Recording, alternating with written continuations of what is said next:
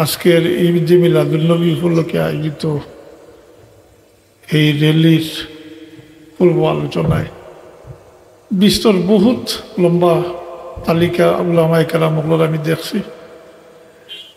নিশ্চয়ই আপনারা বিভিন্ন পর্যায়ে আলোচনা করছেন।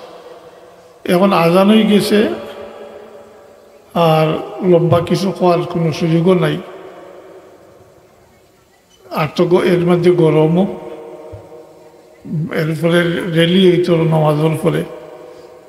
আমি সংক্ষেপে ও আয়াতটার অর্থ কইম, আর ও কথাটা অনুরোধ করব যে খালি র্যালি আর একটা মিলাদের মধ্যে সীমাবদ্ধ না করিয়া এই মাস মিলাদুন্নবীর মাস, এই মাসটা হইল শুকরিয়া আদায়ের মাস। আল্লাহর নিয়ামত প্রাপ্তির পরে শুকরিয়া আদায় করতে হয়। আল্লাহর নিয়ামতের শুকরিয়া আদায় করতে হয়। নিয়ামতের অস্বীকার করলে কঠিন আযাবের সম্মুখীন হইতে হইব। আর আল্লাহর নিয়ামত আপনি আমি অস্বীকার করতাম পারতাম না। আল্লাহর সৃষ্টি জগতের মধ্যে সবচেয়ে বড় নিয়ামত রহমতুল্লাহ মুহাম্মদুর রাসূলুল্লাহ সাল্লাল্লাহু আলাইহি ওয়াসাল্লাম। আজকে মুসলমান পরিচয়, আজকে নামাজ, পাঁচ ওয়াক্ত নামাজ, রোজা, হজ, যাকাত, যেটা যা কিছু আমরা পাইছি কোরআন শরীফ, সব মুহাম্মদুর রাসূলুল্লাহ সাল্লাল্লাহু আলাইহি ওয়াসাল্লামের ওসিলায় পাইছি। তান্ডে আল্লাহ দুনিয়ায় মানব কুল ফাটানির কারণে আর আমরার উপরে এহসান করছেন নৌকতা যে আমরা তার হাবিবুল উম্মত আর সৌভাগ্য লাভ করছি। এটা আল্লাহর খাস এহসান আমরা করছি। কারণ আমরা কেউ আল্লাহর কাছে এই কথা চাইছি না যে আল্লাহ মুসলমানগুলো জন্ম দিও না, আল্লাহর সাথে কোনো কথা হয়েছে নি কারোর না। তো আল্লাহ এহসান করছেন আমরা এই মুসলমানগুলো জন্ম দিয়ে তার হাবিবুল উম্মত বানাইয়া ফাটাইছে। আর যেহেতু মুহাম্মদুর রাসূলুল্লাহ সাল্লাল্লাহু আলাইহি ওয়াসাল্লাম সব নিয়ামতের মূল, নিয়ামতে উজমা, সব নিয়ামত হল নিয়ামত, সব নিয়ামত আল্লাহর পক্ষ থেকে অগণিত অসংখ্য নিয়ামত যা আমরা পাইছি সব মুহাম্মদুর রাসূলুল্লাহ সাল্লাল্লাহু আলাইহি ওয়াসাল্লামের ওসিলায় পাইছি। এই যে সমস্ত কাজ আমরা করি, এটা করলে আমরা লাভ।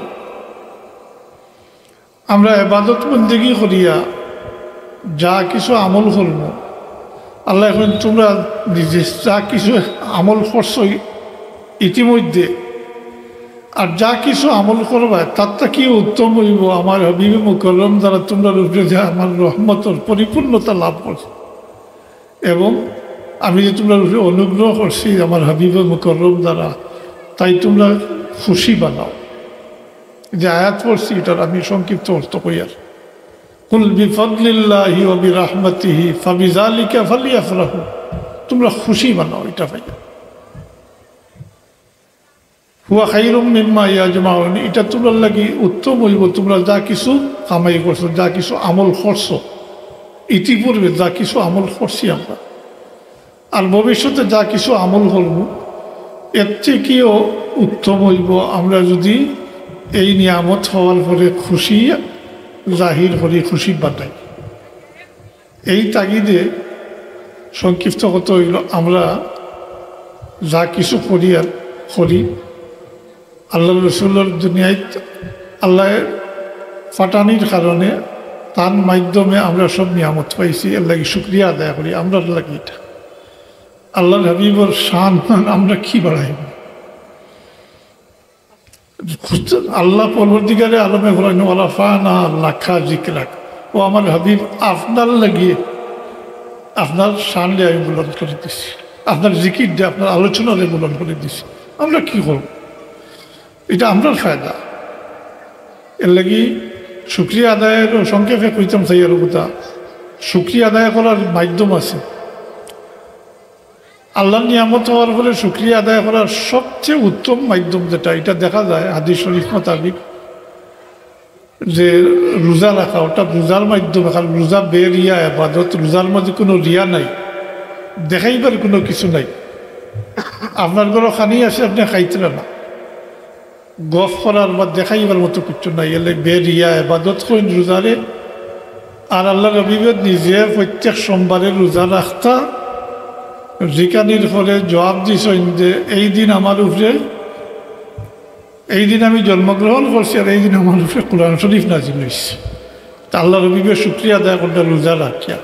এর লাগি ইমাম মসজিদ নকলে শুক্রিয়া আদায়ের 1 নম্বর মাধ্যম লেখছেন রোজা রাখা। আর বাকি অন্যান্য ইবাদত বন্দেগী, নামাজ, তিলাওয়াত, দুরূদ শরীফ, জিকির আজকার এই সমস্ত বেশি বেশি করি হইতো এই মাস।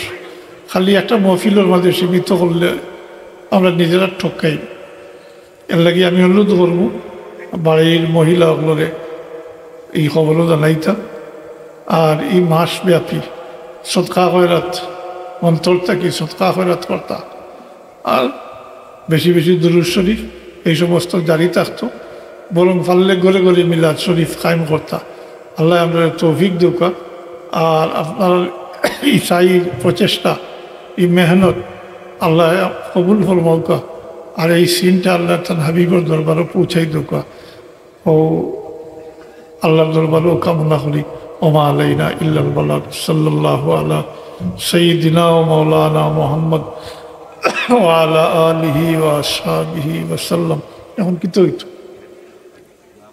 আল্লাহুম্মা আমিন। আলহামদুলিল্লাহি রাব্বিল আলামিন। আলহামদুলিল্লাহি রাব্বিল আলামিন ওয়াল আকিবাতু লিল মুত্তাকিন ওয়াস সালাতু ওয়াস সালামু আলা সাইয়্যিদিল মুরসালিন ওয়া আলা আলিহি ওয়া আসহাবিহি ওয়া আহলি বাইতিহি আজমাইন। ربنا تقبل منا إنك أنت السميع العليم وتب علينا إنك أنت التواب الرحيم. اللهم اغفر لنا ولوالدينا رب ارحمهما كما ربياني صغيرا. আল্লাহ আমরা এই জমাবারে কবুল ফরমাও। আল্লাহ আমরা অন্তরের মধ্যে তোমার আর তোমার হাবিবের মহব্বত ডালিয়া দাও। আল্লাহ আমরা ইমানকে থাকা করি দেও। আল্লাহ আমরা যতদিন হায়াতে রাখো ইমানের উপরে সাবিত কদম রাখিও। আর তোমার হাবিবর মহব্বত আমরা দিলর ডালিয়া দিও। আল্লাহ আমরা সব কাজে তোমার ওয়াস্তে বানাই দিও আর পুরা করে দিও। তোমার বন্ধা হল যে যেভাবে সাহায্য সহযোগিতা করছেন আল্লাহ তুমি তাদের দুনিয়াতেও বদলা দিও, আখিরাতে আমরা সব কাজে আল্লাহ তোমার ওয়াস্তে বানাই দিও আর পুরা করে দিও। আমরা হাসদ, কিবির, কিনা, রিয়াত থেকে পানা দিও। ربنا آتنا في الدنيا حسنة وفي الآخرة حسنة وقنا عذاب النار بفضل سبحان ربك رب العزة عما يصفون وسلام على المرسلين والحمد لله رب العالمين آمين.